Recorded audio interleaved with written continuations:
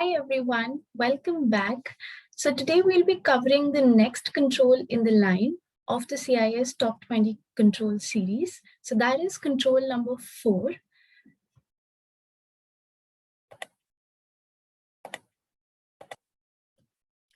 The CIS control number 4, that is controlled use of administrative privileges. And before diving into the presentation and understanding more about the control, a brief introduction about myself. Hi, I am Saman Fatima, and I work as IIQ DevOps engineer at Macquarie Bank on SailPoint 2 under IAM domain. I'm also the co-lead at Lean In Circle, that is Breaking Barriers Women in Cybersecurity, one of the instructors at Cyber Preserve, committee member at OWASP VIA, and the member of VCIS India chapter and CyberXR. So let's move forward with what is today's agenda for control number 4. So we'll understand the control definition and requirements. Why even is this control critical? Introduction to the IGs, that is the implementation groups, benefits, risk associated, and the tools which can be used with this particular control. So as you understand the basic, the name, that is controlled use of administrative privileges. So like in every organization, we have a set of people who have certain level of privileges which are only up to them, and only few people are there who could actually use those admin privileges and be at certain places, be at certain, access certain data, access certain servers that is not accessible to everybody, and which is very much critical, sensitive, and which should not be shared with anybody but to that person only. So the process and tools which are used to track, control, prevent, or correct the usage, assignment, and configuration of these kind of privileges on maybe computers, smartphones, networks, applications, wherever you are using them. So that's particularly the base of where this particular control would be used. Then there are certain organizations, there are certain enterprises where a set of roles and responsibilities is given to a certain number of people, like for example running of tasks, or maintaining the dashboards, checking the logs. Anything of that sort is not a standard level of access which cannot be given to all kinds of user, but certain level of accesses which makes you special as compared to other people. And last, what we already discussed is role-based access is assigned to each and every person. And the basic motto behind this particular control is least privilege. Least amount of privilege has to be granted to people. Like for example, if I do not need access to the server room, I should not get those access. Like access, or role-based access could be physical and could be digital. Like you're not able to access that particular server, or you're not able to access that particular physical hall because you do not have that, your smart card does not have that access so that you could go inside that premise. So that's the basic definition and requirement. Why are we coming up with this kind of control? Because we do not want all of us to become admins, and we do not want all of us to be standard users. We want some people to have those administrative level of privileges. So why is this control critical? So the first is, at times, what all passwords we put across for our servers, for our applications, for our smartphones, and etc. At times, they are very easier for hackers to guess or crack that particular password. And once they're in, for example, just think you are an administrator and the person, because of your weak password length, that particular attacker has entered into your premise and you happen to be an administrator. So that is a very, very serious scenario where all your data, where everything on that particular system, on that particular server, wherever the attacker has logged in, has access to everything, like everything, each and everything, every sensitive information, every data is exposed, is compromised. So what could be done here is The attacker could, bypass a lot of things. You may not know it, and the attacker is working along with you, taking all of that data and everything. So that's the password cracked situation that is very, very critical here. And the next is as intent in the form of social engineering attacks. When you get a lot of emails, and there are a lot of phishing emails which have certain kind of attachments, which have a lot of scripts running behind them, and by mistake you just click on that attachment in that email, and then the chain just moves on. Your one by one, each and every data is compromised. If you happen to be an administrator and you happen to open an attachment which is external, which should not be opened by you, and it has been opened. So these are the two broad level situations which can happen with an administrator, and this pose a very critical situation for the organization, because the organization's reputations, the data, the client's data is everything is compromised. Next, we move on to the implementation groups. So CIS has come down with implementation groups, where they have created 3 groups, the broad level 3 groups, which you can see, that's the IG1, IG2, and IG3. And they are basically on the size, volume, and the nature of the organization, or whichever you are considering here, where you want the CIS controls to be implemented. So first is the implementation group 1, which is an organization with limited resources and cyber security expertise available to implement sub-controls, like the controls which will have sub-controls inside it, which we'll discuss in the later stage. So this is, the resources are limited here with IG1. With IG2, there are moderate level of resources to accommodate all those sub-controls. And whereas with IG3, these are very mature level organizations which have significantly resources, and they could easily implement the sub-controls mentioned inside the control number 4. So the group 1 is with limited resources, group 2 with moderate, and group 3 is the mature level 1, which will have significantly a lot of resources to allocate these sub-controls. So now when we understand on the applicability with the implementation groups, these are some of the sub-controls which we just discussed in the previous slides, which when we were discussing about the IG1, IG2, and IG3, the organization volume and size. So these are the sub-controls which are ranging from 4.1 to 4.9, and the asset type here are the users, and the security functions are listed as below. So we'll go one by one and understand how IG1 to 3 could accommodate with these particular sub-controls. So the first one is maintain inventory of administrative accounts. So here, whatever level of organization you're working with, whatever level of resources you have, either it's low level, it's moderate, or it's a mature organization, this inventory is something very much important for an organization to keep.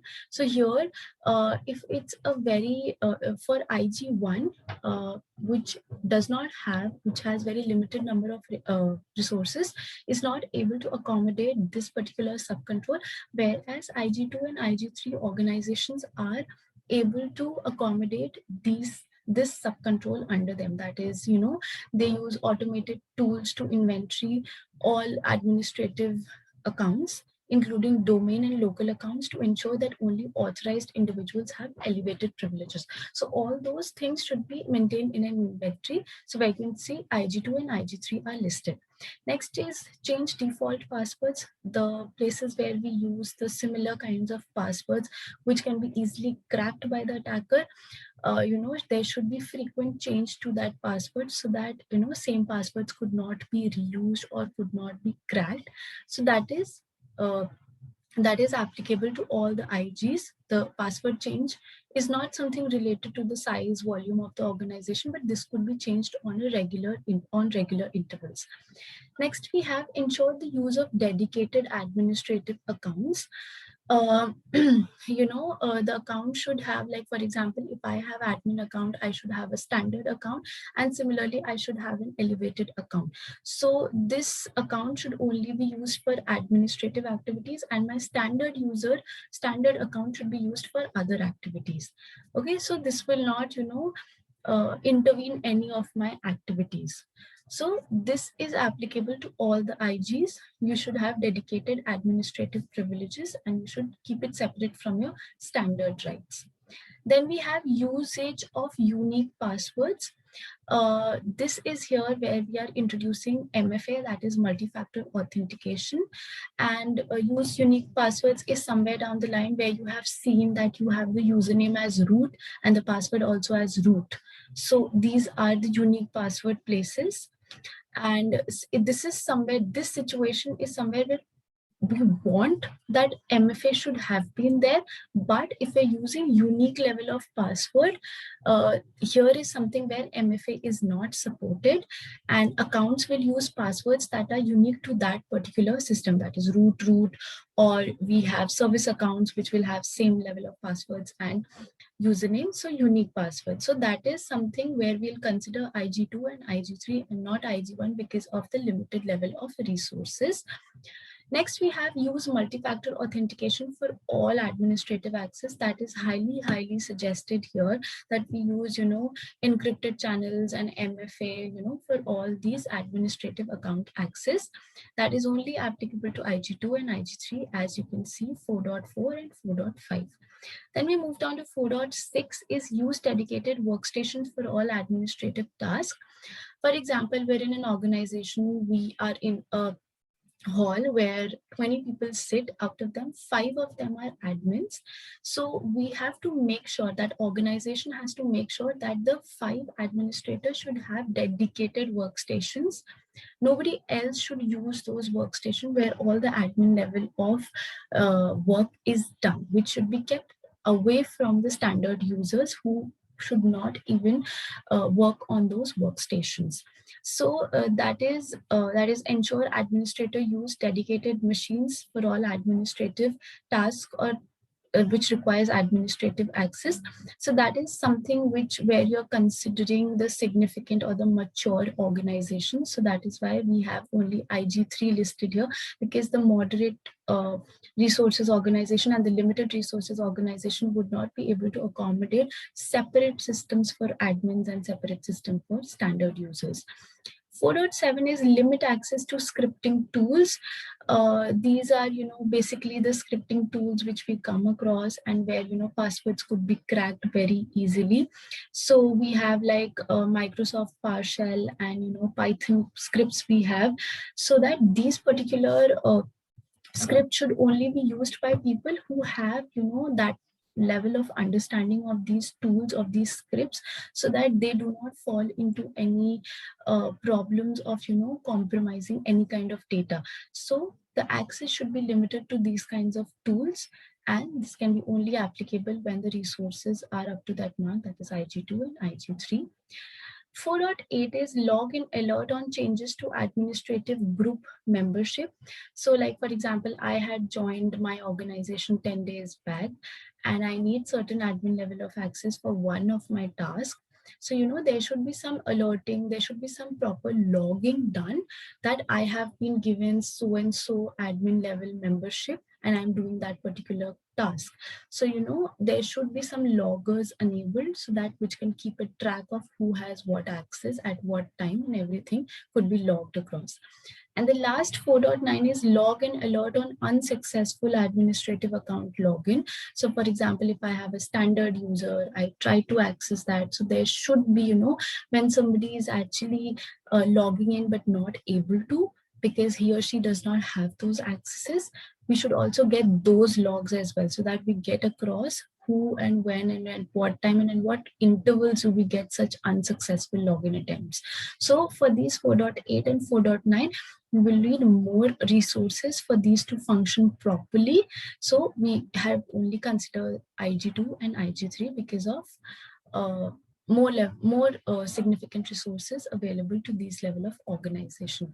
So these are the particular broad level sub-controls which come down inside this particular control use of administrative privileges. The basic things which we've covered here is about passwords, is about the the inventory which we're creating for administrative accounts. Then we have the big point of MFA, and the second last is of the scripting tools, and the last one which we've covered is to keep track and log and have alerts of who and when has access to those administrative privileges. So this is the applicability with implementation groups for this particular control. Next, we come down to the benefits. Since we have gone through the subcontrols, you would have understood the very great benefits for this particular control, because this control is really, really important within organization where people have admin level of privileges. So this helps us to track, prevent, and correct the line of the administrative privileges which we have given or have to give, and control it likewise on different computers, applications, or networks. Control user access and ensure correct use of account privileges. This actually helps us to actually check back who has what access, and certain people can only perform certain things, and which can actually benefit us with better segregation of duty structure. Then is monitor the access control and user behavior to prevent unauthorized access to critical systems. So when certain people have admin level of access, they could actually track down what is happening with what, and the data which the company owns, that data is protective under those privileged accesses which people have and nobody else have. And when you segregate the workstation, the people, and everything from the standard user, this gets really tough. When you have MFA and everything involved, this becomes really, really strong for anybody to crack through your systems and take back all what is there. So social engineering attacks and everything play a very, very major role here. Next is we come down to the risk associated. So because we have the admin privileges involved here, there are a lot of risks which one could come across. So the two risks which I have talked about in the starting to explain why is this control even critical that we are considering this as part of CIS control series.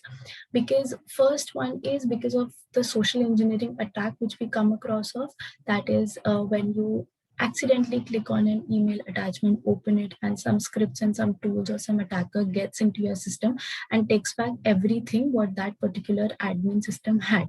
And the next level is when you have a very weak password and that password gets cracked or guessed by the attacker, and you happen to be an admin at the same time, and everything is compromised one by one.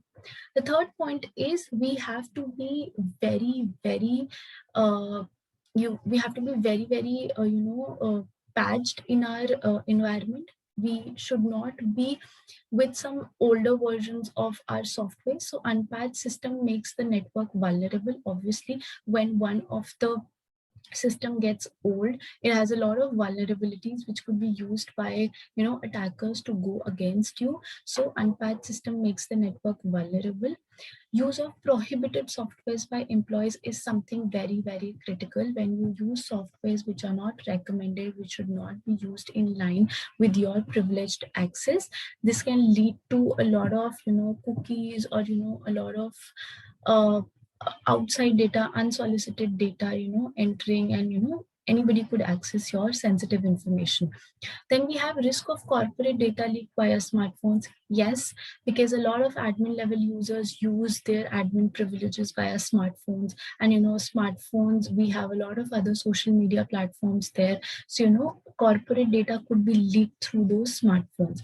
And last is use of unauthorized storage devices. We use pen drives and other storage devices without scanning it and everything, and on that admin workstation, if something which is unauthorized is used, can be very, very harmful for us. So these are few things which one has to take care of while having those admin privileges, so that nothing gets inside your system, nothing infects your system, and no data comes outside of that system.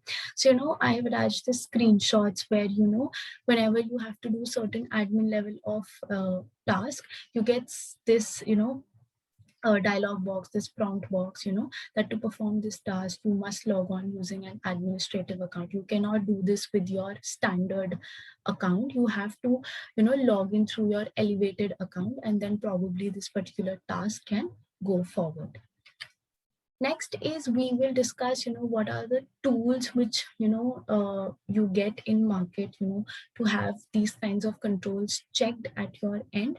So the products that can help you with this tool is, the first is Desktop Central, which gives you reports on, the domain's administrative users, which gives you an inventory of who has done what. So some kind of report you receive from here, and you get all the alerts and all the logs pertaining to it. And there is also patch management and other stuff here involved with the Desktop Central product. Then we have the Password Manager Pro. As the name suggests, it's related to the passwords. It makes you set unique passwords for your administrative accounts. It will stop you from using those weak passwords, which could be easily cracked by the attackers. Next, we have AD Audit Plus. It gets you reports on your AD accounts and logons, and also get alerted when there is a permission change for privileged account. There could be changes, that the already privileged accounts has some other permissions to be granted, some other changes are being done. So it alerts you on those as well. So sends you reports on those scenarios. There are a lot of other third-party softwares, such as we have CyberArk, Viewfinity, we have Avecto Privilege Guard, we have Beyond Trust, and we have Thycotic Privilege Manager. So these are some of the third-party softwares which could be used and which will give you certain level of reports, certain level of accesses, like certain level of privileges, which you can check from your end, what all things could be checked from your end. And the last one which I've mentioned is Rapid7's Insight IDR, and it is your security center for incident detection and response, authentication monitoring, and endpoint visibility. So this gives you more towards the security center, towards the ID, like incident detection and response and authentication monitoring and everything on that respect. So these are a few of the products which I have listed, and they have their own demos. They could be used. You can check for these and get those reports and use it for your admin accounts. Next, so summing up, we have come down to the last sections, and with this version 7 controls, we have seen the quick summary. So keep an up-to-date inventory of all users on the network. That's what we have studied in the subcontrol 1, that you have to maintain an inventory of all the administrative accounts so that you get a good track of who all has what all accesses. Next is minimize the use of administrator accounts. Lesser and lesser people, like least privilege, less people should have those admin rights. More people should not have those admin rights, because it'll be really critical for a lot of people to have those same level of accesses and using them together, because there could be insider threats as well. Next is implement multi-factor authentication and strong password policies. It's very important. MFA has to be set up in place, and strong password policy should be there. Like, there should be alphanumeric, and then, the length and everything. You cannot use the last 3 passwords. So certain policies have to be put in place so that it will help you and the administrators in a long run. And last is admins required to use dedicated administrative accounts, as mentioned in the subcontrols as well. Administrators should have different workstations, and nobody should actually go and use those systems. They should only be used by the administrators only, and those systems should be untouched by anybody else in the organization except for those selective people. So that's the quick summary of this particular control number 4. Next, as you know, in May 2021, we CIS controls have released the version 8, and now the what we have discussed here is the CIS controls version 7, and now there are new controls under CIS controls version 8. Version 7 were total 20 controls, but version 8 have become 18 now. Few of the controls have been removed, some have been merged together. So what we see here is control 4 and 14, which you see as the yellow line. 4 and 14 have been clubbed into a single control, that is control number 6, known as access control management. So control 4 is the control of admin privileges, which we have just studied, and 14th is control access based on need to know. These two have been clubbed together to form access control management in version 8. And these are few of the changes which have been seen with version 8 controls. We have IG1, IG2, IG3 as explained before, and these are certain things like we have established an access granting process. What you remember when we discussed the subcontrols, we first studied to have an inventory, but here this is something new which has come across, that is establish an access granting process. This process has to be penned down, automated, for granting access to users and assets on new hire, or when somebody leaves, or when somebody has a transfer case, something of that sort. So you have to maintain a access granting process, and which should be followed. So this is applicable to all IG1, IG2, and IG3. Next, we have establish an access revoking process. See, if you're provisioning somebody access, the deprovisioning has to also take place when one user leaves the team or leaves the organization altogether. So those level of admin privileges have to be taken back, and this has to be implemented it has to be implemented all across. If they are provisioned, they have to be deprovisioned. Next is require MFA for externally exposed application. There can be applications, which are external to the organization but have to be used. So SSO provider is a satisfactory implementation of this safeguard where MFA is required, which is new and has to be used all across IG1, IG2, and IG3. Next is require MFA for remote network access. So this is also, it requires all remote logins to use multiple factor authentication, that's multi-factor authentication. Next is require MFA for administrative access.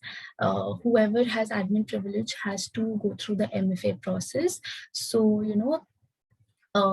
if you are the vendor, like if you're a third-party provider or you are the on-prem or the on-site user, you have to go through the MFA thing, and then you have to log in into your access. So maybe, it can be a third party, like you use it through pings and everything, ping ID or any application, any third-party thing, and then you probably get into your systems. Then we have establish and maintain an inventory of authentication and authorization system. This is somewhere similar to the old subcontrols, but it has come down to a very lower level as compared to version 7.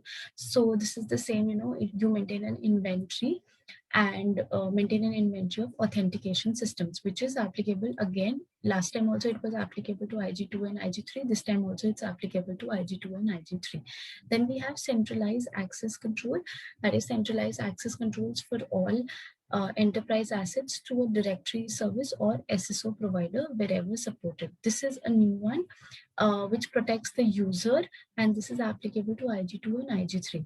The last new control management which is added is, that is define and maintain role-based access control.